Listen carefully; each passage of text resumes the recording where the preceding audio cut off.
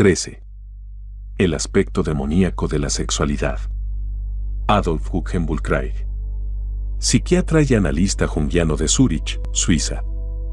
Ha sido presidente del Curatorium del Carl Jung Institute de Zúrich y de la Asociación Internacional de Psicología Analítica. Ha escrito Power in the Helping Professions, Merit Dead or Alive y Eros on Crutches. Una de las tareas fundamentales del proceso de individuación consiste en experimentar nuestras facetas más oscuras y destructivas. Esta experiencia puede manifestarse en ámbitos muy diferentes, entre ellos la sexualidad. Con ello no estamos diciendo, sin embargo, que uno se vea desbordado por fantasías propias del Marqués de Sade, ni mucho menos, por supuesto, que deba llevar a la práctica ese tipo de actividades. Lo único que afirmamos es que ese tipo de fantasías deben ser consideradas como una expresión simbólica, en el dominio de lo sexual, del despliegue del proceso de individuación. En cierta ocasión tuve una paciente masoquista y trabajamos juntos para ayudarla a normalizarse. Podría incluso decir que con ella tuve cierto éxito ya que todas sus fantasías y actividades masoquistas terminaron desapareciendo. Sin embargo, comenzó a padecer un inexplicable dolor de cabeza que le ocasionaba muchos problemas en su vida personal. Tuvo una visión. Era una mujer africana de color y en su entorno cultural tales cosas no eran infrecuentes, en la que se le apareció Moisés y la atormentó con la idea de que si no continuaba flagelándose los egipcios la matarían. A partir de ese momento elaboró una complicada teoría, basada fundamentalmente en los rituales autoflagelatorios de los cristianos mexicanos, según la cual el masoquismo era lo único que podría ayudarla a afrontar y aceptar el sufrimiento del mundo. Entonces sucumbió a sus fantasías masoquistas desapareciendo todos sus dolores de cabeza y reanudándose nuevamente su desarrollo psicológico. Este ejemplo, sin embargo, constituye tan solo una ilustración de nuestro tema que en modo alguno debe considerarse como una invitación. El fenómeno del sadomasoquismo ha desconcertado frecuentemente a los psicólogos. ¿Cómo pueden coincidir el placer y el dolor? Para muchos psicólogos y psicoanalistas el masoquismo parece ser contradictorio. Algunos van tan lejos como para sugerir que los masoquistas escenifican detalladamente sus fantasías hasta el momento en que comienzan a sufrir. Esto, sin embargo, no es del todo exacto y tiene que ver con la diversidad de las manifestaciones sexuales. La vida sexual real rara vez coincide plenamente con las fantasías sexuales. Sabemos que muchos masoquistas no solo persiguen formas degradantes de dolor sino que también las experimentan con placer. En la Edad Media el masoquismo desempeñaba un papel muy importante y los flagelantes proliferaban en las aldeas y las ciudades. La rutina cotidiana de los monjes incluía prácticas autohumillantes y autoflagelatorias. Según la psiquiatría moderna, este fenómeno colectivo constituye una expresión clara de una perversión neurótica de la sexualidad. Pero esta explicación no resulta completamente satisfactoria. En mi opinión, el sadomasoquismo está ligado al proceso de individuación. ¿No es acaso nuestro propio sufrimiento, y obviamente el sufrimiento en general, una de las cosas más difíciles de aceptar? Hay tanto sufrimiento en el mundo y nuestro sufrimiento corporal y espiritual es tan intenso que hasta los santos experimentan dificultades para comprenderlo. Una de las tareas más arduas del proceso de individuación consiste en aceptar la tristeza, el dolor y la ira de Dios con la misma facilidad con la que aceptamos la alegría, el placer y la gracia de Dios. En el masoquismo estos dos opuestos, sufrimiento y alegría, dolor y placer, se hallan simbólicamente unidos. Es como si el masoquismo lograra afrontar y resolver, a nivel simbólico, los grandes opuestos de nuestra existencia. El sadismo, por su parte, puede ser considerado como una expresión del aspecto destructivo de la sombra, del asesino que se esconde dentro de cada uno de nosotros.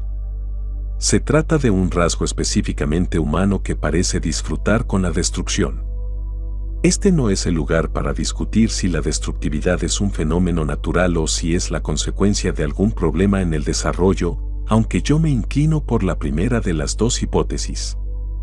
En cualquiera de los casos, cada uno de nosotros debe resolver por sí mismo el problema de la destructividad. Lo cierto es que existen seres humanos que gozan con la destrucción, el asesinato y la tortura. Y este fenómeno está relacionado con la autodestrucción. No resulta pues sorprendente que el sadismo y el masoquismo sean fenómenos estrechamente relacionados y suelan aparecer juntos. El asesino autodestructivo se halla en el mismo centro de la sombra arquetípica, en el centro de la irreductible destructividad de los seres humanos. Otro elemento constitutivo del sadismo hay que buscarlo en el deseo de poder. Es por ello que hay sujetos que experimentan placer sexual en el hecho de someter a su pareja, de jugar con ella como lo hace un gato con un ratón. Otro aspecto del sadismo consiste en el hecho de degradar a la pareja al estatus de puro objeto. En las fantasías sádicas, atar a la pareja y observar, fríamente, sus reacciones juega un papel muy importante. De este modo la pareja se convierte en una pura cosa con la que juega el sádico. Durante mucho tiempo los teólogos cristianos solo aceptaban la sexualidad con fines reproductivos. Consideraban que el erotismo era algo demoníaco y misterioso, algo contra lo que debía lucharse. Pero no debemos despachar de un plumazo este punto, ya que esos teólogos eran personas inteligentes y diferenciadas que buscaban sinceramente la verdad y la comprensión. Hoy en día la sexualidad sigue portando consigo el estigma del demonio.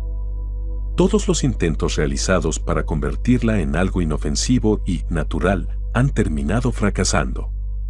Para el hombre moderno la sexualidad sigue siendo diabólica y siniestra.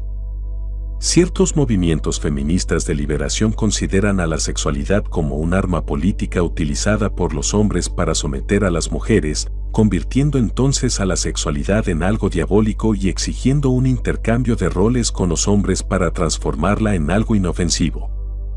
Citemos, como otro ejemplo de demonización causante de numerosas neurosis, el efecto de la denominada escena primordial. Los discípulos de Freud y gran parte de la opinión oficial educada bajo su influencia sostienen que la contemplación accidental de la denominada escena primordial, el contacto sexual entre los padres, puede causar serias perturbaciones psicológicas en el niño. Desde este punto de vista, la contemplación de la actividad sexual de los padres estimula los deseos incestuosos y los celos de sus hijos, intensificando la situación edípica. Afortunadamente, sin embargo, el tabú del incesto dificulta la manifestación abierta y desinhibida de su sexualidad. De este modo, los padres se protegen instintivamente de la estimulación de sus fantasías y tendencias incestuosas. La represión de un tabú probablemente cree más daño psicológico que su correspondiente reconocimiento. No olvidemos, sin embargo, que algunos de los grandes tabús, como el tabú del incesto, por ejemplo, constituyen una ayuda antes que una dificultad.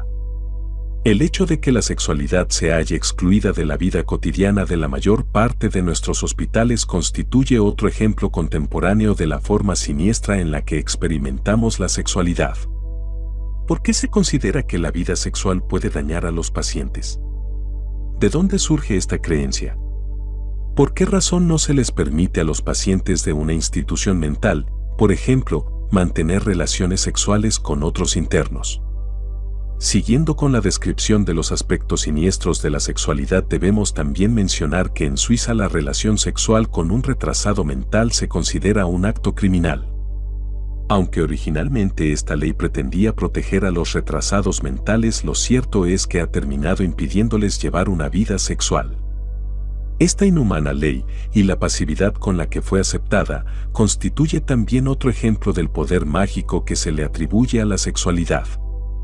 Terminaremos esta enumeración recordando que los atletas que participan en las Olimpiadas suelen tener estrictamente prohibido el ejercicio de cualquier tipo de actividad sexual durante el desarrollo de la competición, hasta el punto de que se ha dado el caso de haber sido descubiertos y expulsados por ello.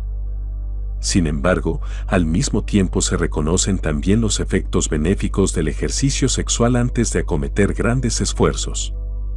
En todos estos puntos podemos sospechar la presencia de prejuicios muy antiguos. En ciertos pueblos primitivos los hombres se abstenían de mantener contacto sexual con las mujeres antes de ir a la batalla. Este aspecto demoníaco de la sexualidad también podemos encontrarlo en la dificultad de experimentar y aceptar la actividad sexual como simple goce de una experiencia placentera. Hay muy pocas personas que puedan disfrutar de la sexualidad como lo hacen de una buena comida. Aunque suele esgrimirse con mucha frecuencia la teoría del vaso de agua, considerar a la actividad sexual del mismo modo que a la sed, lo cierto es que apenas nadie la experimenta de ese modo. ¿Qué significado psicológico puede tener, pues, el hecho de que la sexualidad siempre haya estado acompañada de algo siniestro aún hoy en día en que aparentemente nos hemos liberado de esa actitud? Lo siniestro resulta siempre ininteligible, conmovedor, luminoso. Donde quiera que aparezca lo divino experimentamos miedo. En muchos sentidos el proceso de individuación, que tiene un carácter fuertemente religioso, se experimenta como luminoso. Todo lo que tiene que ver con la salvación posee, entre otras cosas, un carácter siniestro, poco familiar y sobrehumano. Si tenemos en cuenta que la sexualidad está estrechamente ligada al proceso de individuación, quizás podamos comprender la demonización de la que ha sido objeto a lo largo de la historia. La sexualidad no es una simple actividad biológica inofensiva, sino el símbolo de algo estrechamente relacionado con el sentido de nuestra vida, de nuestra lucha y de nuestro anhelo de lo divino. Todos los aspectos del proceso de individuación encuentran en la sexualidad una forma simbólica de expresarse. El encuentro con las figuras parental se experimenta en el drama del incesto. La confrontación con la sombra conduce a los componentes destructivos sadomasoquistas de lo erótico. El encuentro con nuestra alma, con el anima y el ánimes, con lo femenino y con lo masculino, puede asumir una forma sexual. La sexualidad, ya sea vía fantasía o en realidad, constituye también una forma de experimentar corporalmente el amor por uno mismo y el amor por los demás y, por último, el lenguaje del erotismo. Nos proporciona el ejemplo más claro de la unión de los opuestos, de la unio mystica, del mysterium conjunctionis. Todas las Biblias o códigos sagrados han incurrido en los siguientes errores. Que en el ser humano existen dos únicos principios verdaderos, el cuerpo y el alma. Que la energía, denominada mal, pertenece exclusivamente al cuerpo y que la razón, denominada bien, es exclusiva del alma. Que si el hombre sigue los dictados de su energía, Dios le atormentará eternamente. Pero la verdad es exactamente lo contrario. El ser humano no tiene un cuerpo distinto al alma, porque lo que llama cuerpo es aquella porción del alma que puede ser percibida por los 5 sentidos, las principales ventanas del alma en esta época. No hay más vida que la energía y esta pertenece al cuerpo. La razón es el límite o circunferencia externa de la energía. La energía es deleite eterno. William Blake. Quinta parte. La creciente literatura destinada a la investigación del estrés y del riesgo de la catástrofe ecológica que parece cernirse sobre nosotros ilustra con suma elocuencia los aspectos personales y colectivos respectivamente del lado oscuro de la ética laboral norteamericana. Todos conocemos a alguien que ha sacrificado su vida por el trabajo. Sea cual sea su ocupación, el adicto al trabajo derrama su sangre en aras de una empresa incierta, la jubilación o el futuro de sus hijos, un sueño, la contribución al bienestar colectivo o la simple incapacidad de vivir de otra manera. Pero en cualquiera de los casos no es dueño de su destino ni se halla motivado por el proceso creativo, sino que está poseído por una especie de yo demoníaco. Hoy en día se considera que la obsesión por el trabajo constituye una adicción tan compulsiva como el juego o la sobrealimentación. Hay casos en los que la misma estructura de la empresa y sus directivos contribuye a fomentar este sombrío panorama. Por su parte, el exceso de trabajo, las cuotas de venta irreales y los martinis contribuyen a aumentar la distancia existente entre el estilo de vida de los distintos estamentos laborales norteamericanos. El precio que hay que pagar por esta situación es muy elevado, ya que el adicto padece el deterioro físico y emocional que acompaña a una vida unidimensional. Los familiares sufren la ausencia de su esposo o de su padre y las empresas se ven obligadas a renovar periódicamente sus cuadros directivos cada 7 años. Douglas Lavir, autor de Modern Madness, los denomina los trabajadores heridos, persona sana sometida a condiciones emocionales que, si bien pueden fomentar el proceso productivo, resultan, en cambio, sumamente perjudiciales para el espíritu. Según Lavir, el éxito personal del trabajador herido depende de su adaptación a la personalidad colectiva de la empresa y del consiguiente destierro al olvido de aquellas otras cualidades que no se ajustan a la imagen de la organización. Debemos recordar que las empresas también cuentan con una persona, con un rostro agradable para presentar ante el mundo, determinado por su objetivo manifiesto, y que, por consiguiente, también poseen una faceta oculta y sombría, bajos salarios, limitada tolerancia a la autocrítica, conflictos internos, una política exterior que suele tener consecuencias ecológicas desastrosas, falta de honestidad con sus clientes, etc. El trabajo nos obliga a afrontar dolorosos conflictos de valores. A veces nos vemos obligados a transgredir determinados principios, en otras tenemos que controlar a los demás, hacer caso omiso de sus necesidades personales, contar mentiras piadosas y vendernos, en fin, de miles de maneras diferentes. Hay un chiste de abogados, que bien pudiera aplicarse a cualquier otra profesión, que ilustra perfectamente esta situación. Un abogado que aspira a ser el número uno se encuentra con el diablo, quien le ofrece todo el dinero y el poder del mundo a cambio de su alma, a lo cual nuestro personaje responde, de acuerdo, pero ¿cuál es el precio que tengo que pagar por ello? Los ambientes tensos nos obligan a establecer compromisos que tienen un enorme coste personal. El éxito conduce a la inflación del ego mientras que el fracaso conduce a la más humillante de las frustraciones. Como ocurre con el millonario Donald Trump, en un momento determinado podemos sentirnos volando por las nubes para encontrarnos, al instante siguiente, hundidos en lo más profundo. Cada actividad favorece el desarrollo de ciertas habilidades y aptitudes mientras que deja a otras en la sombra. Si cultivamos la ambición y la competencia extravertida, por ejemplo, como ocurre en el caso de los hombres de negocios, los políticos o los empresarios, nuestra introversión se verá relegada a la sombra. En tal caso, ignoraremos cómo crecer sin llamar la atención, cómo enriquecernos con la soledad y cómo desarrollar los recursos ocultos que se hallan en nuestro interior. Si, por el contrario, desarrollamos una personalidad volcada hacia la esfera privada, como ocurre con los escritores y los artistas en general, correremos el riesgo de relegar nuestra ambición y nuestro orgullo a la oscuridad de la sombra. De ese modo, estaremos expuestos a la posibilidad de que esos rasgos puedan emerger súbitamente a la luz del día como si se tratara de un fantasma que sale del cuarto oscuro. Todos nosotros habremos leído alguna que otra historia relativa a un hombre de negocios de apariencia intachable que fue cogido con las manos en la masa en un asunto turbio de blanqueo de dinero o evasión de impuestos, una situación que puede deberse paradójicamente a la incapacidad de mirar a la sombra cara a cara. De la misma manera que la sombra puede tomar posesión de nuestra personalidad y provocar un giro de 180 grados en nuestra vida, también puede hacer lo mismo con un grupo de personas o con una empresa. Así pues, los valores conservadores y materialistas de la generación que padeció la Gran Depresión dieron lugar al movimiento contracultural de la década de los 60 y a su renuncia al conformismo y al materialismo que convirtió en héroes de la sombra a aquellos que vivían a contracorriente y ha terminado conduciendo, como vemos hoy en día a nuestro alrededor, a un resurgimiento del materialismo. El péndulo parece dirigirse actualmente en otra dirección.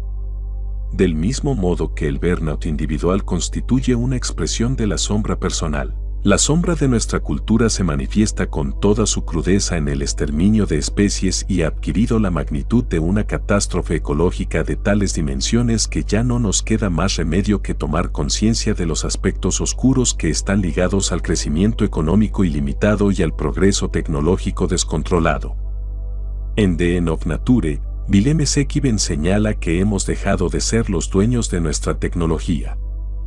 Mientras sigamos arrastrados por el deseo ilimitado de progreso material, las cosas se nos escaparán de las manos y no habrá modo de ponerle límites. En esas condiciones es muy improbable que desarrollemos la ingeniería genética para erradicar la enfermedad y luego no pretendamos utilizarla para la fabricación de pollos perfectos. Bruce Shackleton, psicólogo y consejero empresarial, abre esta sección analizando el encuentro personal y colectivo con la sombra en nuestro lugar de trabajo y examina la forma en que la relación existente entre la sombra personal y la sombra colectiva posibilitan o dificultan el rendimiento laboral. En el capítulo 17, John R. O'Neill, empresario y consejero empresarial y presidente de la California School of Professional Psychology, expone las conclusiones a las que arriba en su libro, de próxima publicación, The Dark Side of Success. En este artículo O'Neill nos ofrece las claves fundamentales para alcanzar un desarrollo sano sin perder de vista los aspectos ocultos de nuestra sombra. A continuación, Marcia Sinetar explora, en un extracto de The What You Love, The Money Will Follow, la forma en que las carencias y los problemas personales aparecen en nuestro trabajo y la manera de aprovecharlos para enriquecer nuestra vida y hacerla más creativa. Chellis Glendinning cierra esta sección con un capítulo titulado When Technology Wounds, un resumen de su libro del mismo título, en el que cuestiona la idea de progreso como desarrollo tecnológico desbocado y nos ilustra sus posibles peligros con algunos relatos de personas aquejadas por enfermedades causadas por la tecnología, los ordenadores, las luces fluorescentes, las píldoras de control de la natalidad, el amianto y los pesticidas, por ejemplo.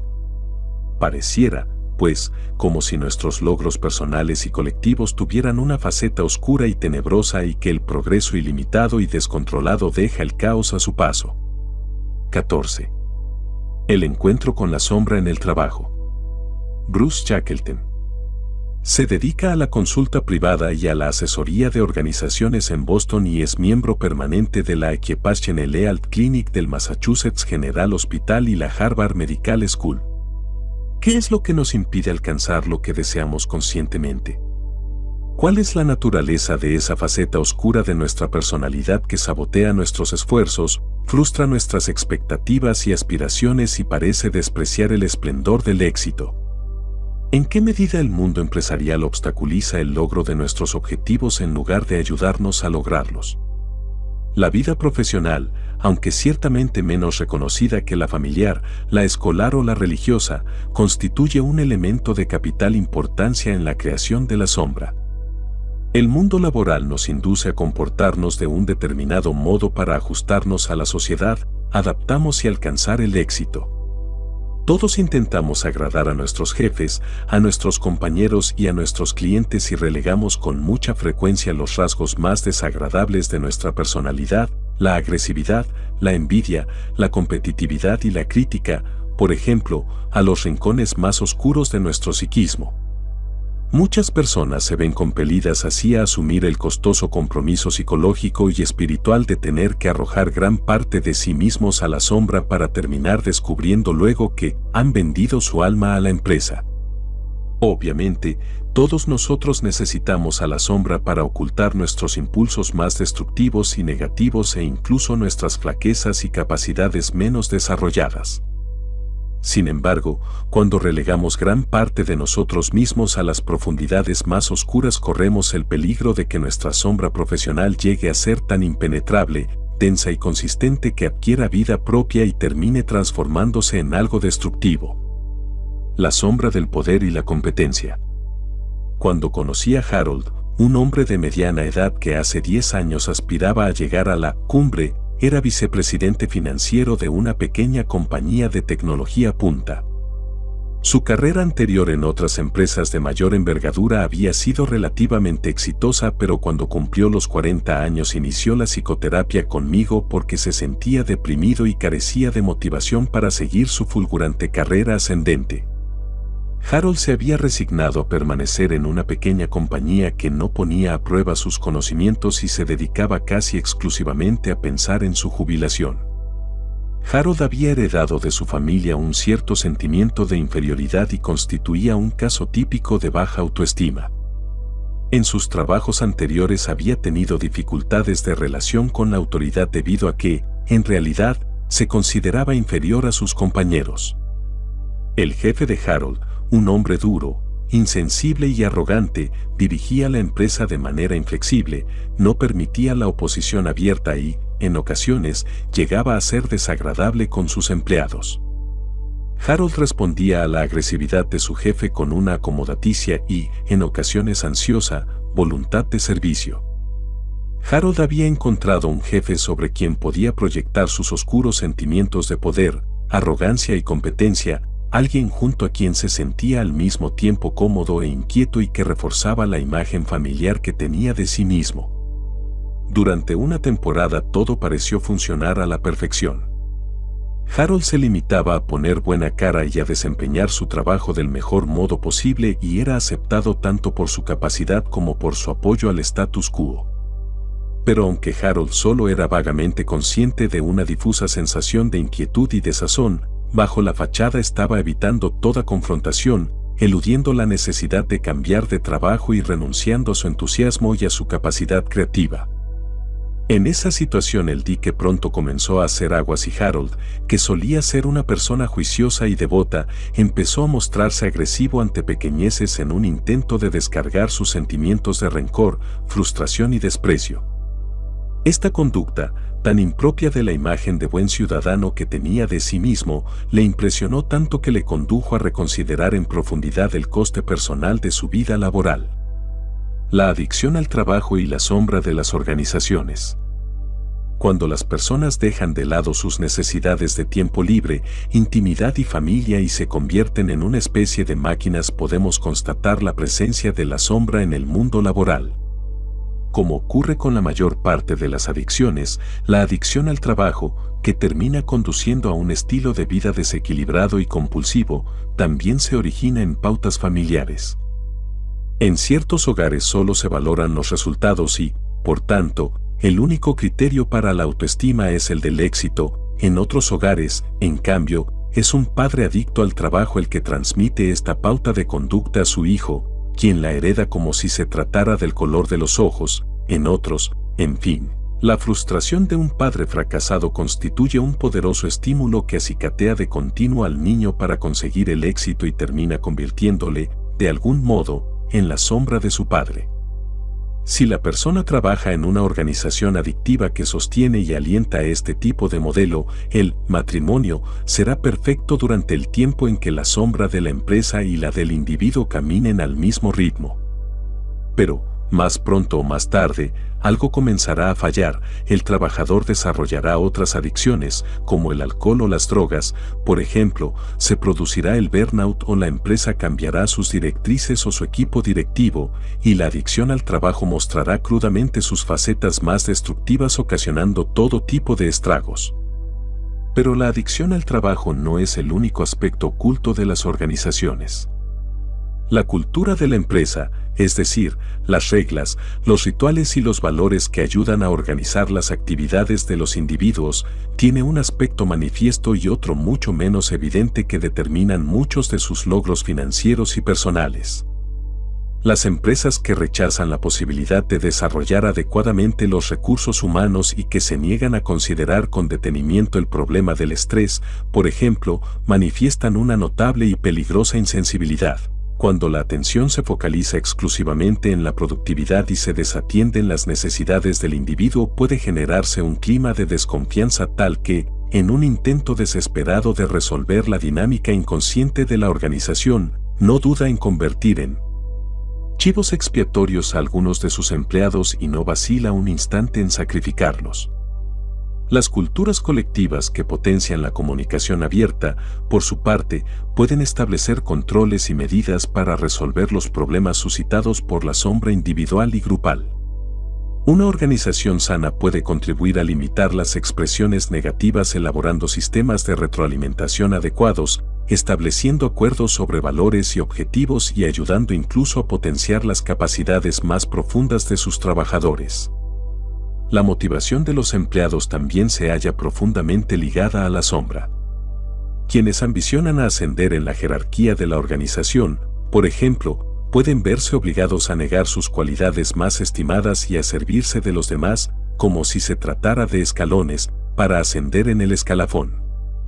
No obstante, cuando el triunfador llega a la cumbre es muy probable que su vida profesional se halle totalmente desvinculada de la sombra y, como si fuera una versión moderna del mito del Dr. Jekyll y Mr. Hyde, solo se atreva a exponer su humanidad en la intimidad de la vida familiar, llegando incluso, en casos extremos, a despreciar por completo a los demás tanto en el entorno laboral como en el familiar.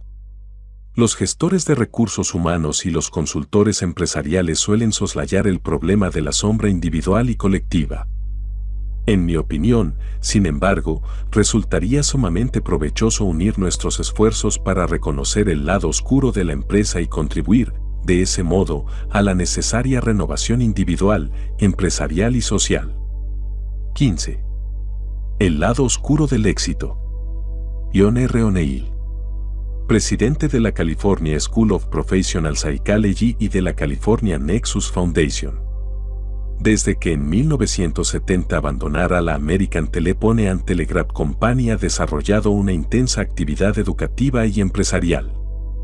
También ha sido vicepresidente del Meigs College de Oakland, California. Se supone que todos buscamos el éxito, llegar a ser más, ser mejores, etc. Pero últimamente, sin embargo, hemos constatado ciertas distorsiones peculiares en nuestra definición del éxito y nos vemos obligados a afrontar las lamentables consecuencias de este cambio. Las personas y las empresas suelen disfrutar de un brillante éxito que termina, no obstante, deslustrándose. Es como si la ansiedad fuera connatural al éxito. ¿Será duradero? ¿Cómo podría aumentarlo? ¿Acaso lo merezco? ¿Qué ocurrirá si lo pierdo? Es por ello que en tal caso pasamos rápidamente de la euforia y el entusiasmo a la inquietud, la fatiga, la depresión y la crisis personal. ¿Cómo es posible este cambio? La arrogancia, la inflación del ego y el consiguiente pecado de jaibres que suele acompañar al éxito nos impiden afrontar y asimilar nuestra sombra. En esa situación nos vemos arrastrados por los caprichos del ego, dejamos de escucharnos y observarnos, desperdiciando la posibilidad de aprender más profundamente sobre nosotros mismos y distorsionamos, e incluso llegamos a perder, nuestra verdadera identidad. Consideremos, por ejemplo, el caso de James, un personaje muy apreciado en Wall Street en la década de los 80, que llegó a odiar su rentable negocio y lo vendió por $130 millones. 3 meses después acudió a mi consulta con el rostro bronceado, su cabello rubio canoso algo más largo de lo habitual y un aspecto relajado, y comenzó a hablarme animadamente, mientras yo me preguntaba el motivo de su consulta, de sus travesías en yate, de la temporada de esquí y de su nuevo rancho. Al finalizar la entrevista dijo casi de pasada: no tengo a quien contarle mi vida. Por eso estoy aquí. Traté de no mostrar mi sorpresa por esa revelación y le pregunté cómo era eso posible, a lo que respondió hablándome de desengaños, disputas familiares, un divorcio inminente, largas noches de insomnio y miedo al que dirán si hablaba con una persona inadecuada. La sombra de James estaba repleta de los mismos contenidos que la de la mayoría de las personas. Aquellos aspectos que no se adecuaban a su ego ideal del momento. En una era machista había bloqueado sus aspectos receptivos y femeninos, en una era materialista había desdeñado sus sentimientos espirituales. Las partes de sí mismo que sus padres u otras personas cuya aprobación deseaba, consideraban indignas, habían terminado siendo sepultadas, aunque, de algún modo, permanecían completamente activas. Los sueños y las ambiciones que en su momento consideró estúpidos o irreales y que postergó con la promesa de que, quizás algún día. Los aspectos ocultos de James eran más importantes que los manifiestos. Este material vital reprimido es el que controla la dirección de nuestra vida, nuestro nivel energético y nuestra historia biográfica.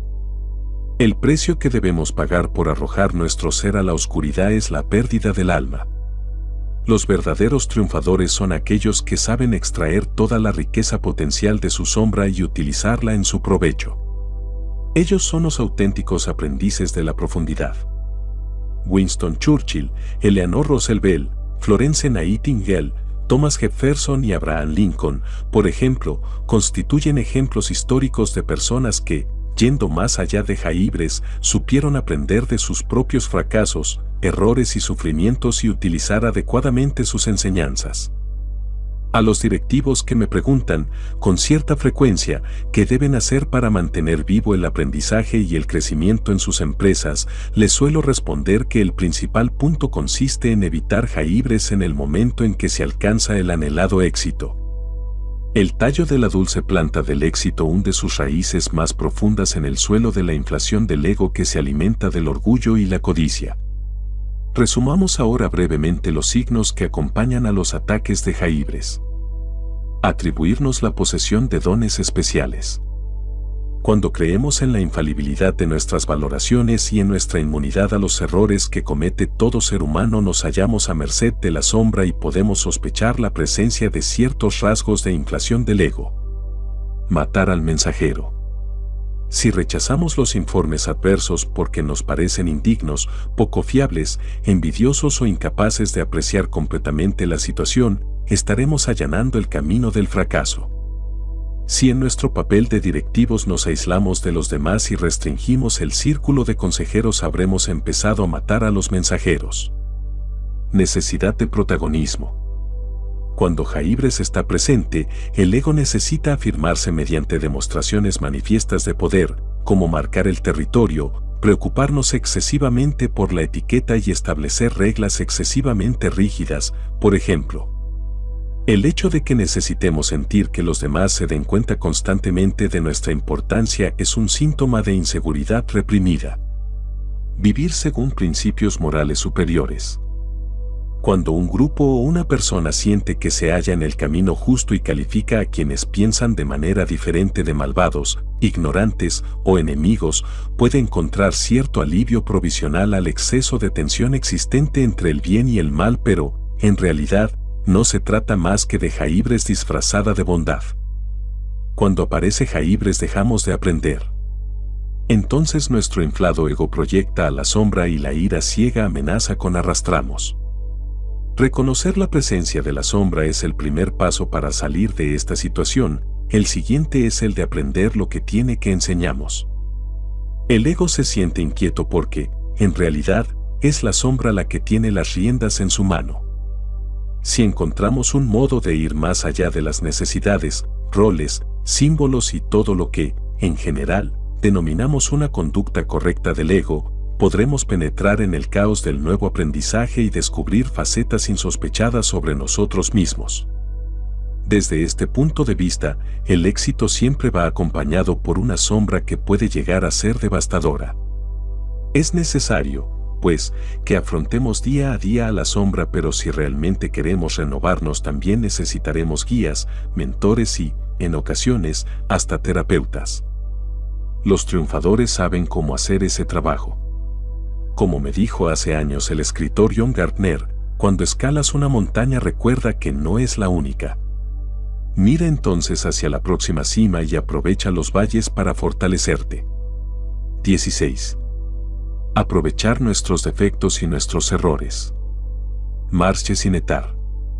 Psicóloga de organizaciones y autora de The What You Love, The Money Will Follow y Ordinary People as Monks and Mystics. Las personas eficaces en su trabajo conocen sus propias limitaciones y las utilizan para su provecho. Esas personas han descubierto no solo que deben seguir explotando, en cierta medida, su propia constitución psicológica, sus tendencias emocionales y sus pautas de atención, sino que además las consideran como una ayuda inestimable para llevar a cabo su trabajo. De hecho, el conjunto de limitaciones que caracterizan a una determinada persona constituye un complejo de atributos cuyo sentido excede la comprensión del individuo. Este complejo es la esencia de la vida creativa. Tengo un cliente, merodeador de pasillos, cuyo temperamento inquieto le hace pensar mejor deambulando arriba y abajo. Mi cliente acepta ese rasgo peculiar de su personalidad y lo mismo hacen sus compañeros de trabajo. Después de varios años de trabajar con él, sus colegas ya no se sorprenden de su singular caminata.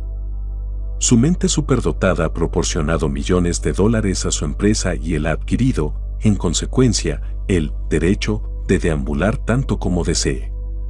Otra persona, en este caso una científica, prefiere trabajar aislada en una empresa que mantiene una política de puertas abiertas, de modo que cuando trabaja cierra sistemáticamente la puerta. Al comienzo fue criticada por comportarse de ese modo, pero ella era tan consciente de esa necesidad para obtener resultados tangibles que insistió hasta que sus compañeros terminaron aceptándola. Todas esas personas han adoptado un estilo de trabajo que compagina tendencias contradictorias, el deseo de concentrarse con la necesidad de deambular o el deseo de satisfacer a una empresa con la necesidad de compaginarlo con un estilo personal de trabajo. El lema de la cantante francesa Edith Piaf, "Aprovecha tus efectos", define a la perfección el desafío que supone llegar a comprender y a utilizar nuestras limitaciones.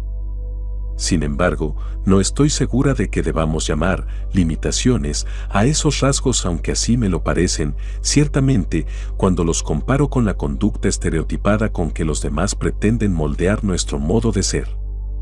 Con frecuencia suelo hablar con una escritora amiga sobre nuestra pereza. Hace ya muchos años que las dos nos dimos cuenta de que nuestro proceso creativo incluye periodos de inactividad completa, etapas de reposo en las que parecen incubarse nuevas ideas. Desde un punto de vista superficial esto no parece muy interesante e incluso podríamos decir que es malo si lo comparamos con el estilo de vida que se nos ha inculcado. Mi propia moral puritana, por ejemplo, se revela con un vigor insospechado ante la simple idea de tener que atravesar periodos de descanso. Sin embargo, a la larga me he dado cuenta de que es precisamente eso lo que debo hacer antes de acometer un nuevo proyecto creativo. Mi amiga me contaba riendo cómo se quedaba en la cama días enteros mirando la televisión mientras almacenaba inconscientemente nuevas imágenes e ideas para su próximo libro. Antes odiaba verme de ese modo porque iba en contra de todas las ideas que me había forjado sobre qué y cómo debía escribir. Era como si debiera estar continuamente rodeada por una especie de halo almidonado, una Betty Crocker de la máquina de escribir que tecleaba escrupulosamente manuscrito tras manuscrito 24 horas al día como si fueran sabrosas galletas recién salidas del horno. Sin embargo, mi amiga se dio cuenta gradualmente de que de tanto en tanto necesitaba un descanso porque, de lo contrario, su nuevo libro sería forzado, artificial y muy poco original. En lo que a mí respecta, vivo en el campo y aprovecho para dar largos paseos conduciendo mientras escucho música. Siempre me han gustado las iglesias rurales y me encanta viajar por caminos polvorientos o por la escarpada autopista 1 de la costa del Pacífico contemplando este tipo de edificios curtidos por el tiempo. Estos paseos suponen para mí un descanso y un viaje simbólico que refleja el camino espiritual subjetivo que precisa mi faceta creativa para acopiar energía y poder escribir un artículo o un capítulo de un libro. No hay otra faceta de nuestra personalidad que revele mejor nuestro temperamento básico, nuestro estilo personal de trabajo, que nuestro lado oscuro, esa parte de nosotros mismos que se desarrolla siguiendo su propio ritmo y que tiene sus propias necesidades. Me refiero, claro está, al conjunto de impulsos incontrolables, de hábitos contumaces y de tendencias inaceptables y contradictorias que nos empujan en la dirección opuesta a la que pretendemos ir. Ese conjunto de impulsos y hábitos contradictorios, sin embargo, enriquece nuestra vida y proporciona la energía dinámica que nos mueve. Jung nos describe del siguiente modo: la conciencia y el inconsciente no pueden aspirar a convertirse en una totalidad cuando una de las partes es suprimida o maltratada por la otra. Si deben luchar, dejemos, al menos, que sea una lucha honesta en la que ambos contendientes cuenten con las mismas posibilidades. Ambas partes constituyen aspectos fundamentales de nuestra vida y también debemos permitir, en la medida de lo posible, que la vida caótica de nuestro inconsciente tenga la oportunidad de encontrar su propio camino. Esto supone, al mismo tiempo, una contradicción y una colaboración. El hierro se templa con el martillo y el yunque y nuestra individualidad global se fragua en el crisol de la conciencia y del inconsciente. Con ello no estamos afirmando, sin embargo, que debamos dañarnos a nosotros mismos ignorando o potenciando comportamientos adictivos y autolimitadores, sino que, por el contrario, debemos adoptar una visión global sobre lo que cada una de nuestras conductas puede enseñarnos, sobre lo que cada una de ellas aporta para el gran viaje del yo hacia sí mismo. Veamos ahora algunos puntos especialmente provechosos para aprender a apreciar el valor potencial de nuestros hábitos negativos. ¿Has tratado de eliminar a la fuerza ciertos hábitos de trabajo para adaptarte y parecerte a los demás? Existen rasgos personales contra los que trataste de luchar, como hicimos mi amiga escritora y yo, porque pensabas que eran negativos. ¿Has renunciado a alguna meta en algún área superflua de tu vida porque alguien te haya dicho que no merece la pena? ¿Existe alguna actividad de tiempo libre, como dormir, ver la televisión, escuchar música, fantasear, etcétera, que renueve tu energía pero que consideres que no debes hacer? Si caemos en cuenta que nuestros hábitos, nuestras ensoñaciones, nuestras fantasías, nuestros valores y todas las dualidades de nuestra personalidad constituyen expresiones de la vida, podemos aprovecharlas para expresar nuestra totalidad creativa. Y no son solo nuestras palabras, nuestros actos y nuestras relaciones las que expresan nuestra individualidad, sino la totalidad de lo que somos. Es por ello que las facetas contradictorias de nuestra personalidad pueden aportar un nuevo matiz, una nueva faceta o un nuevo impulso al proceso de individuación y afirmación creativa de toda nuestra vida. 17. Cuando la tecnología daña.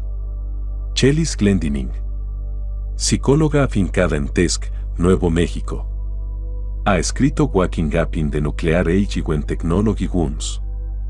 Vivimos en un mundo cuya tecnología se cobra cada vez más víctimas y resulta más dañina para la salud. En la actualidad, el progreso tecnológico y su utilización indiscriminada no solo amenaza la salud del individuo, sino que degrada la calidad de nuestras aguas, de nuestro suelo y de nuestro aire, llegando incluso a poner en peligro la supervivencia misma de la vida en el planeta. El historiador Louis Mumford afirma que nuestra época es la era del progreso, una era en la que el mito de la máquina ha cautivado hasta tal punto la mentalidad del hombre moderno que ningún sacrificio parece suficiente. La invención del teléfono, la televisión, los misiles, las armas nucleares, los ordenadores, la fibra óptica y los materiales superconductores ha favorecido el desarrollo desproporcionado de una tecnología que nos aleja cada vez más de las raíces naturales comunes que durante milenios han respetado la vida sobre el planeta. El ideal moderno de progreso ha fomentado la creencia en el progreso tecnológico descontrolado, un progreso que ha terminado convirtiéndose en el imperativo moral y en la maldición, al mismo tiempo, de nuestra época. Es por ello que en este incierto momento histórico resulta imprescindible prestar atención al testimonio de aquellas personas que han padecido enfermedades causadas por la tecnología para abrir nuestros ojos a la necesidad de tomar conciencia del futuro al que nos conduce la sociedad tecnológica.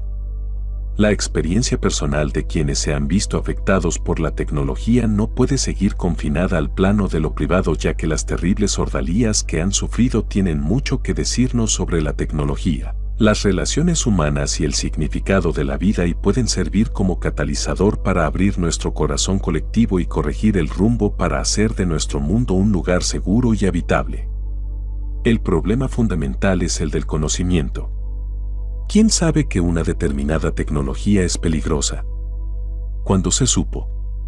¿Qué tipo de pruebas se llevan a cabo antes de lanzar al público una nueva tecnología? ¿Cuál es el rigor de los estudios realizados para determinar sus efectos secundarios? En ciertos casos, como el de la Dawkins Shield, la Pinto Car y las fugas de los tanques de gasolina, por ejemplo, no se realizaron suficientes estudios al respecto y nadie, ni inventores, ni fabricantes, ni gobierno ni consumidores, conocía sus posibles efectos secundarios. Pero en los casos en los que tanto el proveedor como el consumidor desatienden los posibles riesgos, siempre aparece alguien que termina padeciéndolos en carne propia. Un descubrimiento que suele poner a la defensiva al fabricante, que no quiere invertir dinero en la renovación de la tecnología y que tampoco suele estar dispuesto a admitir su responsabilidad ante las denuncias de los usuarios que reclaman una indemnización económica o exigen la retirada del mercado del producto peligroso. En otros casos, sin embargo, las altas jerarquías del gobierno, la ciencia o la industria terminan decidiendo que el bienestar colectivo, el currículum o sus cuentas corrientes bien merecen el precio de poner en peligro la vida del individuo. Es por ello que suelen rodear sus investigaciones de un halo de secreto y mantienen en silencio sus peligros potenciales, con lo cual exponen innecesariamente a los trabajadores y al público en general a un riesgo innecesario. Desde 1918, se sabía que el amianto puede causar enfermedades pulmonares que terminan conduciendo a la muerte, pero los fabricantes han seguido exponiendo a sus trabajadores a ese peligro y han eludido sus responsabilidades legales ante las legítimas reivindicaciones de aquellos. Durante la década de los 50, Heather Maurer trabajó con su padre en un negocio familiar cortando tuberías de amianto. Su padre murió de cáncer múltiple y su madre está aquejada, en la actualidad, de fibrosis pleural. Créame, afirma, si mi padre hubiera sabido que estaba matándonos, no cabe la menor duda de que hubiera cambiado de trabajo. En última instancia, ignoramos los efectos sobre la salud de la moderna tecnología porque sus descubridores y fabricantes no se han tomado siquiera la molestia de estudiarlos. El desarrollo tecnológico, por tanto, no ha sido seleccionado y puesto a punto cuidadosa, abierta y democráticamente, y tampoco hemos exigido que así fuera.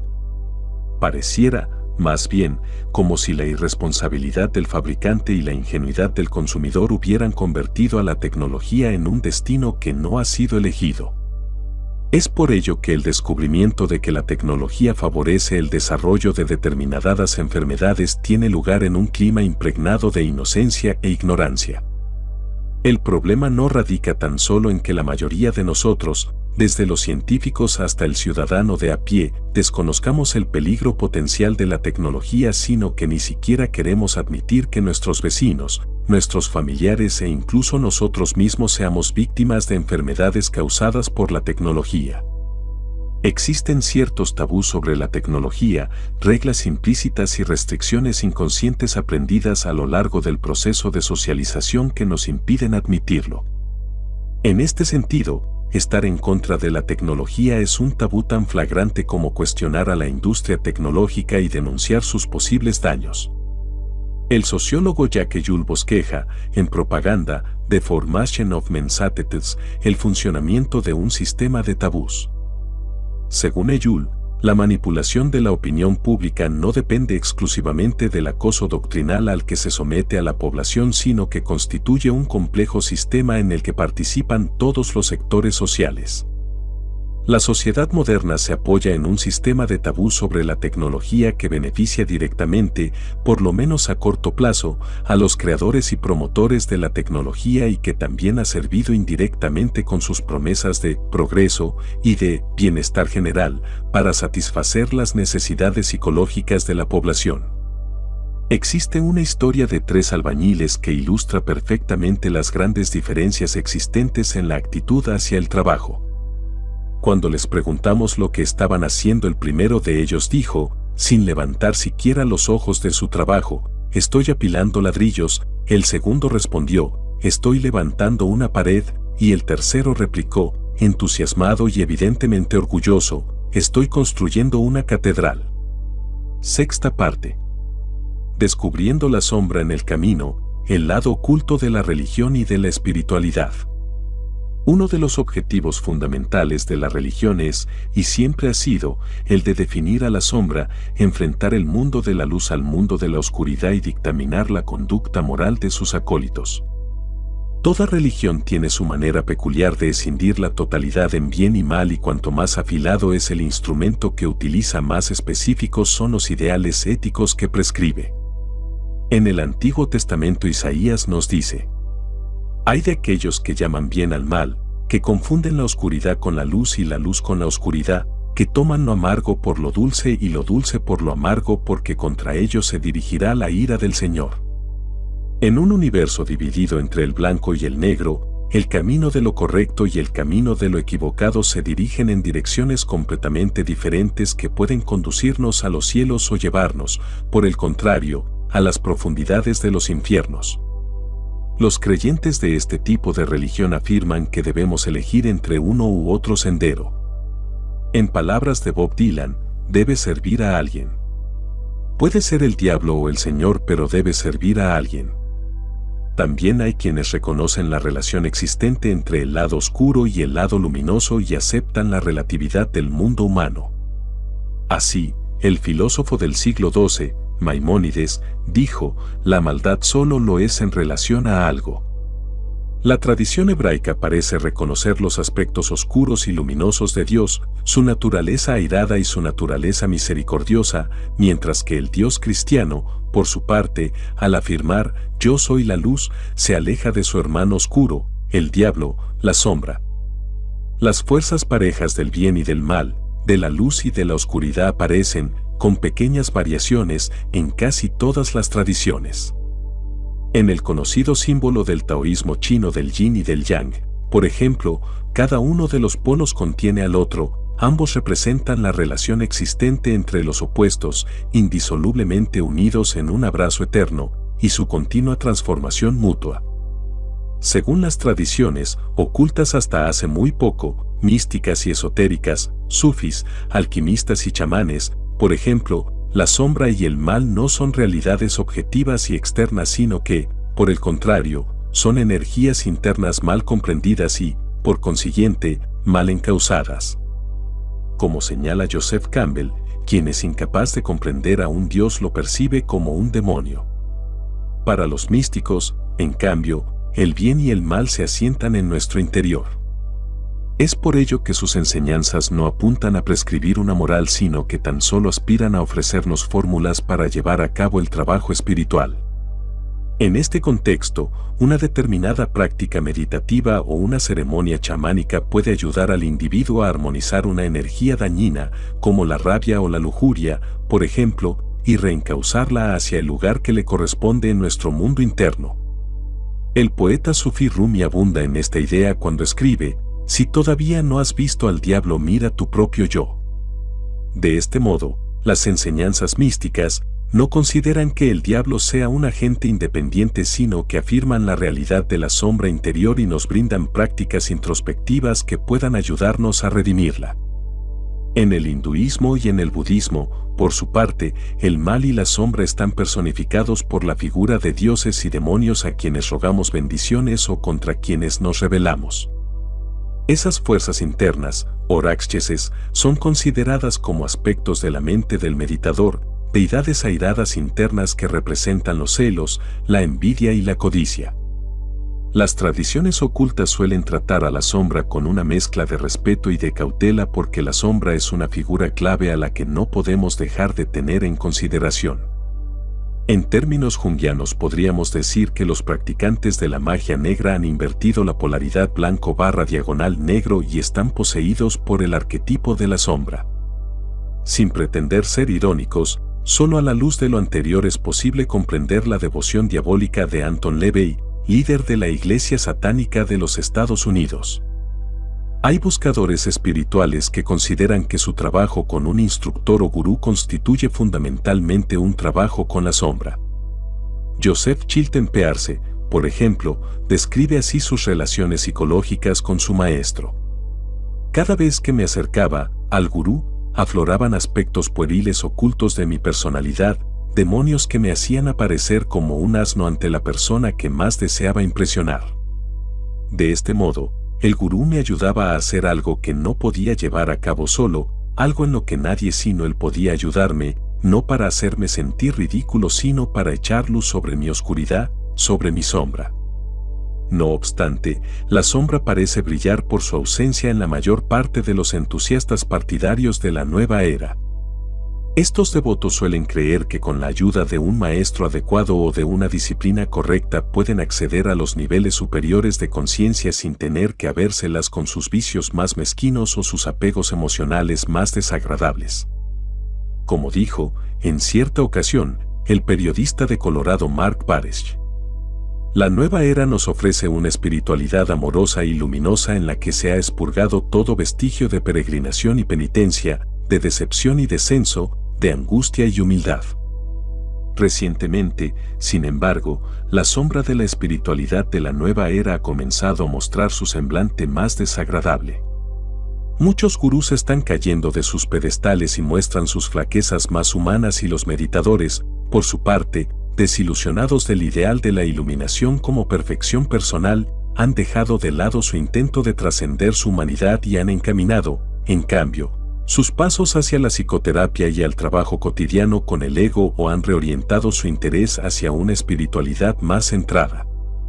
La mayor parte de los maestros espirituales traen consigo desde Oriente sus problemas irresueltos, la necesidad de control, el desprecio por las debilidades, la sexualidad ingenua, la avidez por el dinero y, en muchos casos, los grupos que les rodean han sido modelados por ese tipo de fuerzas.